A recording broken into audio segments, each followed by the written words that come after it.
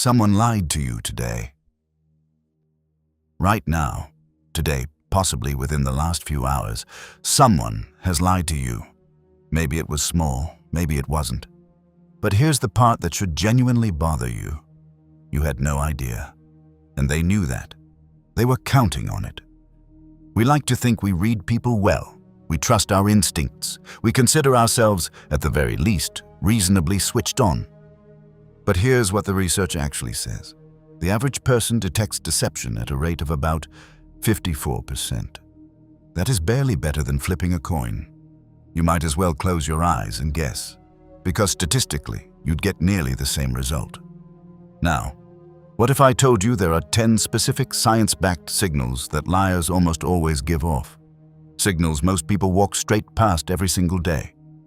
And that by the end of this video, you will know exactly what every one of them looks like.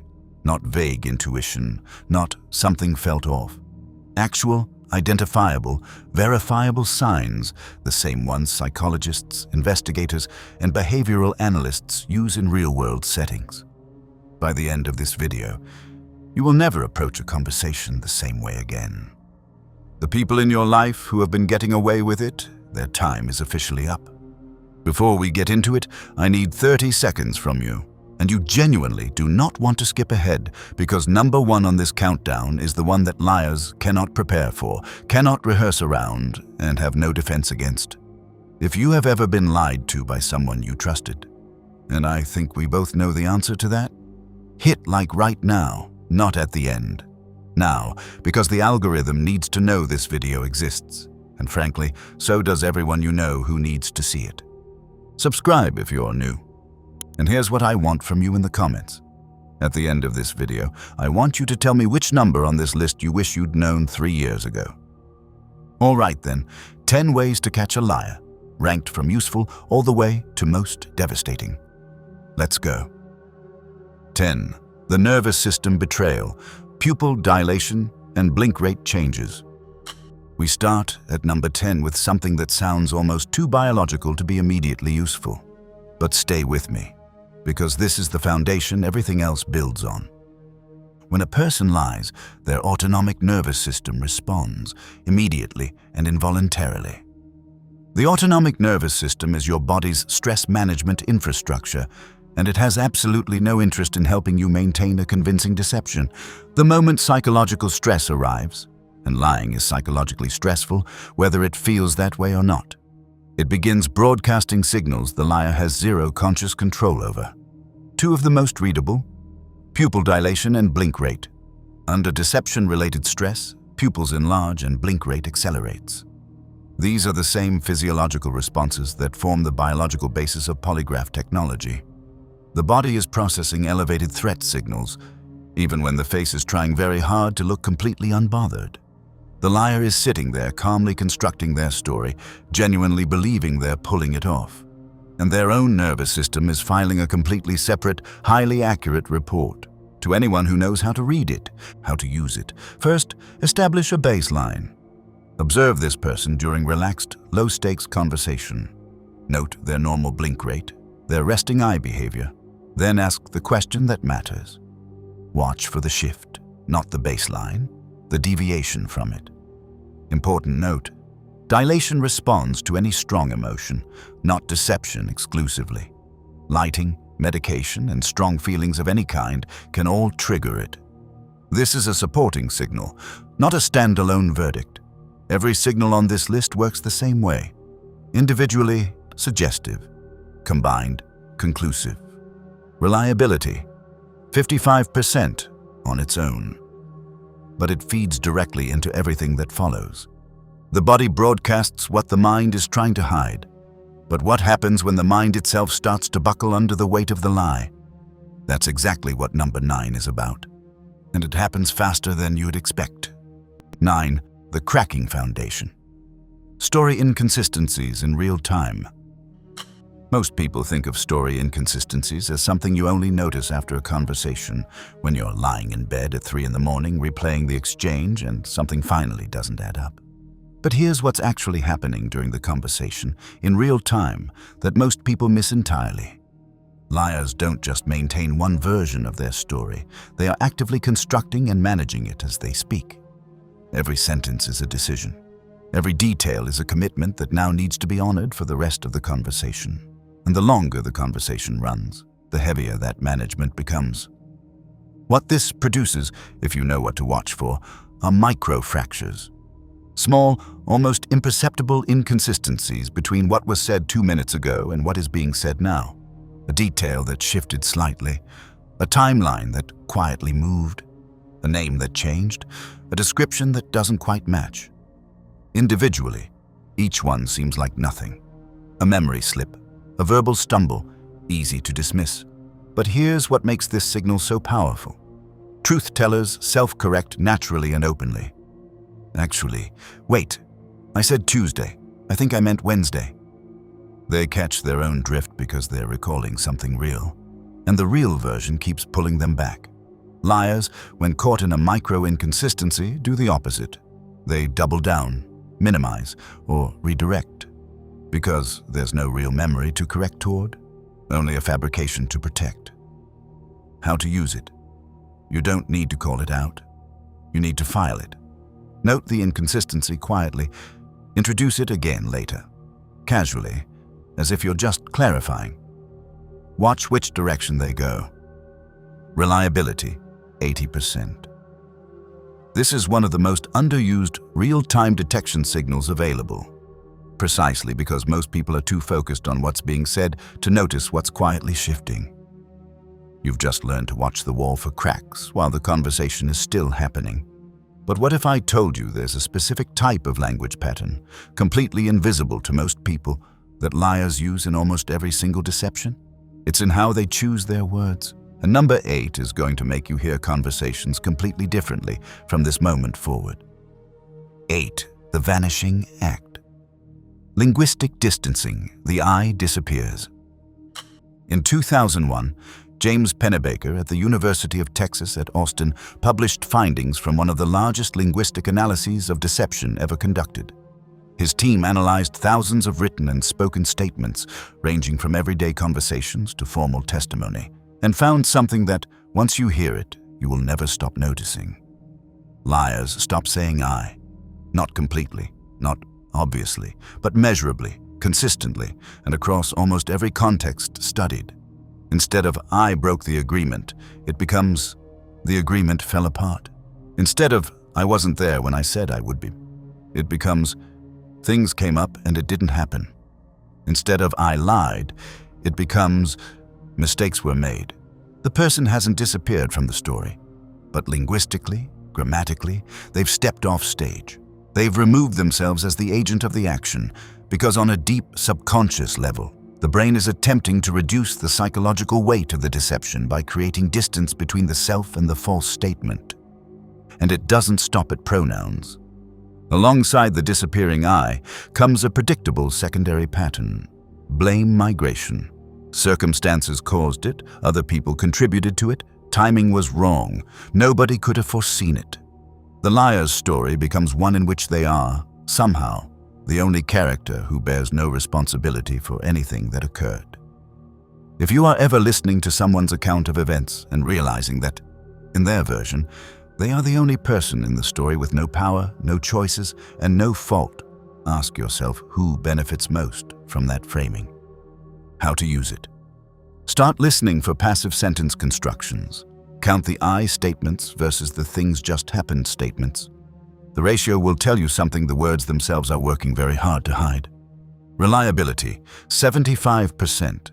Highly consistent across research contexts, and one of the signals that is genuinely difficult to consciously suppress once it has become a habit. So the language itself is giving them away, without them knowing it. But number 7 is about what happens when a liar does the one thing they think will make their story more convincing, and instead makes it impossible to miss. 7. The detail avalanche, excessive and unsolicited detail. Here's a misconception that liars actively rely on: the idea that more detail equals more credibility. It doesn't. The reality monitoring framework, proposed by Johnson and Ray in 1981 and significantly expanded in forensic psychology research since, establishes a clear principle. Genuine memories are contextually rich but narratively lean. You remember how something felt. You remember the sensory details that mattered. You do not spontaneously remember or volunteer the precise time, the sequence of every minor preceding event, and the specific details of things that have no bearing on the story being told. Real memory doesn't come packaged.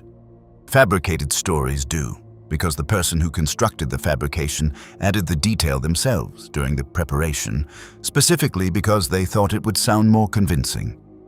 Here's the tell. If someone asks you what you did last Thursday afternoon and your answer runs to 4 paragraphs, unprompted, something in that story was built, not recalled. How to use it? Let them run. Don't interrupt. The more room you give a liar to fill, the more construction they'll add. Then ask one simple, direct, logistical question that isn't answered anywhere in the detail they just volunteered. Watch what happens when the prepared material runs out. Reliability, 75%. Exceptionally easy to spot once you know what disproportionate detail sounds like, and nearly impossible for the liar to self-monitor in the moment. They built the story to sound convincing, but every building has a blueprint. And number 6 is about how to read the face of someone who built one in the half second before they remember to look normal. 6. The mask that almost fits. Micro-expressions and performed emotion. Paul Ekman's decades of research into human facial expression produced one finding that no amount of charm or composure can fully overcome: micro-expressions. These are involuntary facial expressions, lasting as little as 1/25 of a second, that occur before the conscious brain has composed the response it intends to display. They are the face's honest reaction, flickering through before the managed performance arrives to cover it. When someone is performing an emotion they don't actually feel, projecting warmth they don't have, surprise they anticipated, or concern they've manufactured, the managed expression tends to show 3 characteristic flaws. 1. Slight timing delay. The emotion arrives a beat after it should. 2. It lingers too long. Real emotions rise and fall naturally. Performed ones tend to hold past the natural exit point. 3. And most critically, it doesn't reach the eyes. The orbicularis oculi, the muscle that produces the crinkle at the outer corner of the eye during genuine positive emotion, cannot be reliably activated on command. A real smile involves the eyes. A performed smile stays almost entirely in the lower face, leaving the eyes uninvolved and, to an observant person, notably empty. You have already noticed this in your life. That feeling of something's off, but I can't say what. In many cases, that was your brain processing a micro-expression that your conscious mind didn't have the framework to name. Now it does. How to use it? Focus on the eyes and the timing, not the mouth. The mouth is the performance. The eyes and the timing of the expression are the review. Reliability, 50% as a standalone signal for the untrained observer. But as part of the broader pattern being built through this list, it contributes meaningfully to the overall picture. The face slips for a fraction of a second. The words hedge for an entire conversation. Number 5 is about the verbal equivalent of the micro-expression. And unlike a fleeting facial movement, this one runs through every single sentence a liar speaks. Once you can hear it, you cannot unhear it. 5. The escape route. Evasive language and strategic vagueness. In 2003, Bella DePaulo and colleagues published a landmark meta-analysis in the Psychological Bulletin, analyzing deception across dozens of independent studies, and one of the most consistent verbal indicators they identified was this: liars are strategically vague. I think maybe I was around there at some point. I don't really recall exactly, but something like that, probably. I guess it could have been something along those lines. These are not the words of someone recalling a real event with confidence. These are words with built-in exits. Commit to nothing specific, and you can never be caught in a specific lie. It's not confused recollection. It's engineered ambiguity. Every hedge is a small insurance policy. And here's the thing about that system. It works remarkably well against people who aren't paying attention, but against someone who is, it is one of the loudest signals on this entire list. How to use it when someone hedges, press gently for specificity. What do you mean by probably? Or can you be more specific about when? A truthful person will sharpen their answer because the real version exists and is accessible. A liar, under gentle pressure, will do the opposite. Add more hedges. The vagueness compounds, the exits multiply.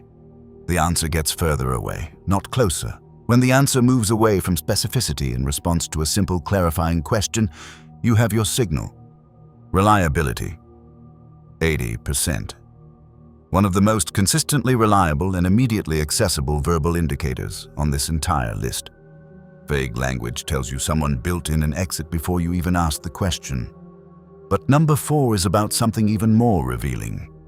It's what happens when you take away the territory they prepared for entirely and ask about the place the map doesn't cover. 4. The ambush question, failure under unexpected questioning. Liars prepare. That is not a flaw in their plan, it is the plan.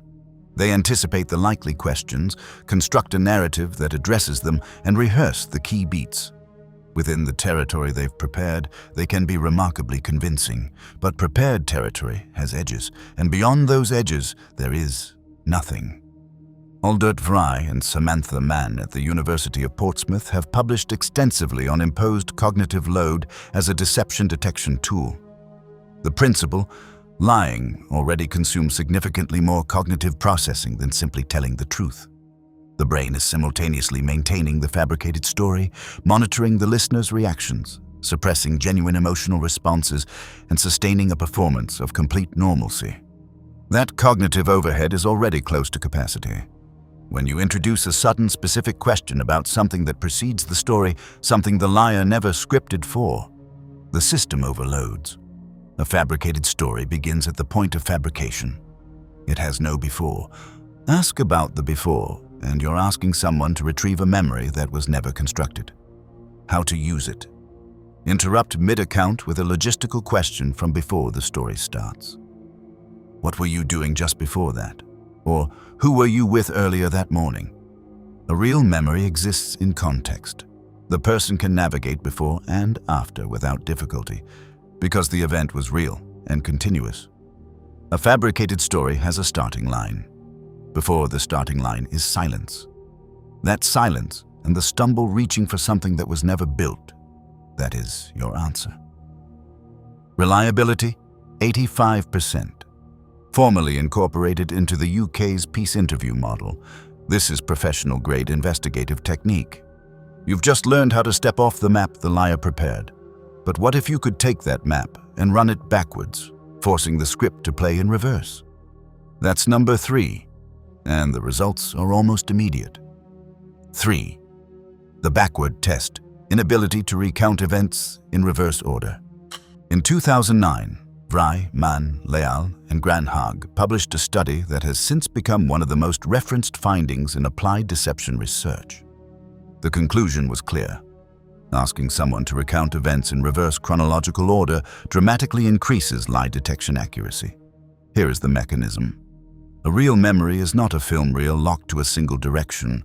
It is a collection of sensory details, emotional anchors, and contextual associations that the brain can access from multiple entry points. Forwards, backwards, by emotional resonance, by associated detail. Real memory is non-linear by nature. The sequence is just one way in. A fabricated story is a script. It was built in one direction, beginning to end, because that is how constructed narratives are assembled. It has a sequence because the person who built it gave it one. And that sequence is the only structural support it has.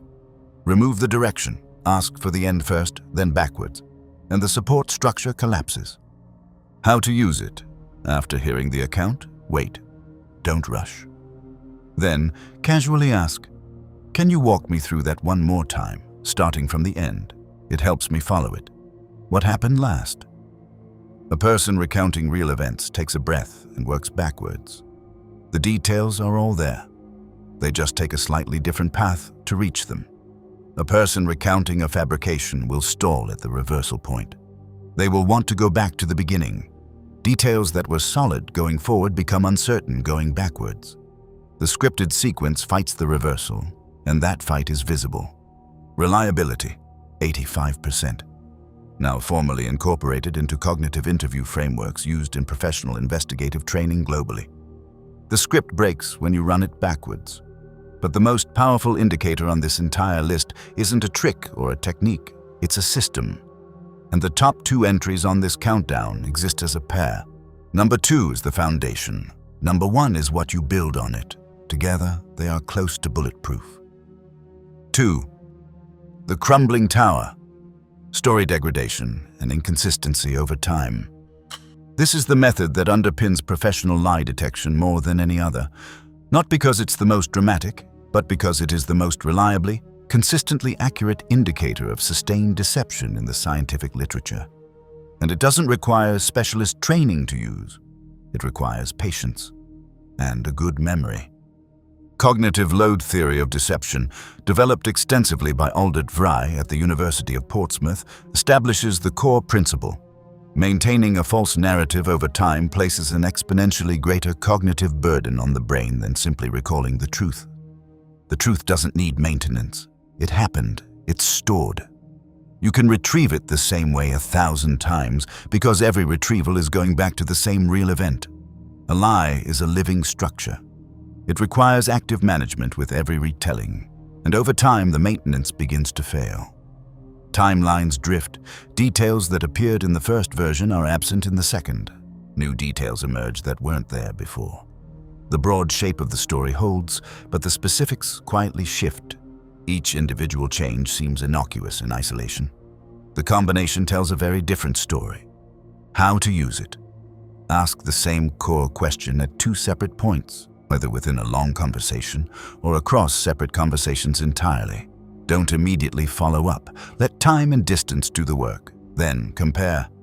Quietly, without signaling what you're doing, what you heard the first time against what you're hearing now.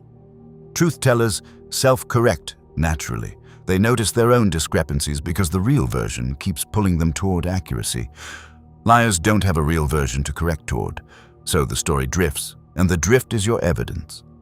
Reliability, 90%. The most empirically supported verbal indicator of deception in published behavioral science research. The tower is crumbling. You just need to know where to look. And number 1 is exactly that. The complete, structured method for making the crumble happen on your timeline in a single conversation. This is what everything on this list has been building toward. 1. The triple lock. The combined system, cognitive pressure under 3 simultaneous attacks. Here is the truth about lie detection that the research is completely clear on, and that most content on this subject quietly skips over.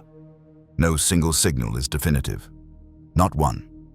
Not pupil dilation, not micro-expressions, not vague language, not deflection. Individually, every signal on this list has a margin of error. Individually, context can explain almost any of them away. But combined? The top 3 methods on this list, story inconsistency, the backward test, and the ambush question, form what behavioral researchers informally call a cognitive pressure system. When deployed together, within a single conversation, they attack the fabricated narrative from 3 independent directions, simultaneously, creating a compounding cognitive load that current research indicates is extraordinarily difficult to sustain. Here is the method applied. Step 1. Create space. Let them tell the story without any signal of suspicion. No raised eyebrow, no loaded pause. Just listen. Give the story room to fully develop. This is deliberate. You're not just hearing the account, you're registering the first version. Step 2. Deploy the ambush question. Mid-account or just after, introduce a specific logistical question about something that precedes the story. Keep it casual. Before all that, what had you been doing that morning? Watch for the store. File it. Step 3. Request the reverse. Casually, without confrontation. Can you walk me through that again from the end? I want to make sure I've got the sequence right. Observe the fluency or the loss of it. Step 4. Return. Later, in the same conversation or a future one, revisit the story. Ask open, unhurried questions. Compare version 2 to version 1. Note every deviation, however small. The reason this system is number 1 on this list is because it doesn't ask you to make a judgment based on a single data point. It builds a pattern from multiple independent signals under multiple independent conditions, pointing in the same direction. Truth-tellers navigate this process. It may feel slightly repetitive to them. It may even feel slightly odd, but they will not find it difficult because they are not maintaining a constructed architecture. They are simply accessing a real memory from multiple angles. Memory can do that. Fabrication cannot. A liar subjected to all 3 techniques within a single conversation faces a task that is, based on current research, close to impossible to complete without error, maintaining a stable, detail-consistent, logically coherent false account while simultaneously absorbing and responding to 3 independent vectors of cognitive disruption. Something gives way. It always does. Combined reliability, 95%. The highest achievable outside a formally controlled forensic environment. And here is what matters most about all 10 of these signals. The one thing that connects every point on this list. This is not about suspicion. It is not about paranoia. It is not about treating every conversation like an interrogation or every person like a suspect. It is about one thing only. Never again standing there afterwards thinking, how did I not see that coming? Now you will. 10 ways to catch a liar, ranked, explained, and backed by real science. Not theory, not guesswork. The actual methodology that investigators, psychologists, and behavioral analysts use in environments where getting it wrong actually costs something. Before you go, 3 things. 1. The comment section. I asked you at the start to think about which number on this list you wish you'd known 3 years ago. Drop it below. No names required. You know who you're thinking about. And so do they, if they ever find this video. Let's hope they don't. 2. If this gave you even one thing you're going to actually use, the like button is right there. It takes 1 second. It's how this content reaches people who need it, and I'll be honest, a lot of people need it. 3. And this one matters. Subscribe and turn on notifications. The most effective liars in your life were good at what they did because nobody ever gave you this information. That changes today.